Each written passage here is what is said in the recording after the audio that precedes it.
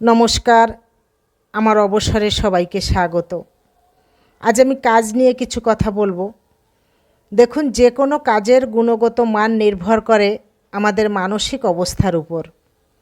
যখন আমরা কোনো কাজকে বোঝা মনে না করে মন থেকে গ্রহণ করি, তখন সেই কাজ আর কষ্টের থাকে না, বরং তা সৃজনশীলতার একটি মাধ্যম হয়ে ওঠে।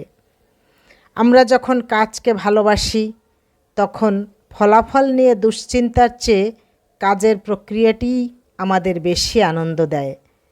এই আনন্দই ক্লান্তিকে দূরে রাখে এবং দীর্ঘ সময় কাজে মনোযোগী হতে সাহায্য করে। দায়সারাভাবে করা কাজের চেয়ে নিষ্ঠা ও ভালোবাসার সাথে করা কাজ অনেক বেশি নিখুঁত হয়। শ্রেষ্ঠত্ব অর্জনের জন্য মেধার চেয়ে কাজের প্রতি মমত্ববোধ বেশি জরুরি। তো ভালোবাসার ছোঁয়া থাকলে সাধারণ কাজও অসাধারণ হয়ে ওঠে। এটি আমাদের নতুন নতুন বুদ্ধি বা উপায়ের পথ দেখায়, যা যান্ত্রিকভাবে কাজ করলে সম্ভব হতো না। তো কাজের কোনো ছোট বড় ভেদ নেই।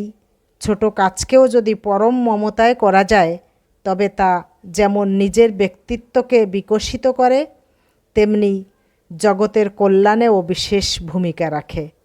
তাই প্রতিটি মুহূর্তের প্রতিটি কাজকে ভালোবেসে করাই হোক আমাদের জীবনের মন্ত্র।